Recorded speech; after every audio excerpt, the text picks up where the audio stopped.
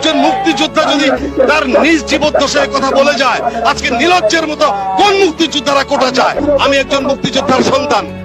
আমার পিতা 2013 সালের 30 জুন মারা যায়। 29 জুন অনাকাঙ্ক্ষিত ভাবে কাকতালীয় ভাবে তার মুক্তিযোদ্ধা সনদটা আমাকে দেখিয়েছিল এবং সেদিন আমি তাকে দুঃখ করে বলেছিলাম, বাবা, তোমার মুক্তিযোদ্ধার সনদ থাকতে আমরা চাকরি পাই না, আমরা তো কোটা সুবিধা পেতে পারতাম। সে বলেছিল, মুক্তিযুদ্ধের পর তুমি তোমার বাবাকে ফেরত পেয়েছ, তার চেয়ে বড় সার্টিফিকেট আর কি হতে পারে? মাত্র 20,000 টাকার ভাতাই কি আমার জীবনটা ছিল না তোমার কাছে দেশটা ছিল? তুমি তোমার বাবাকে ফেরত পেয়েছ, একটা স্বাধীন দেশ পেয়েছ।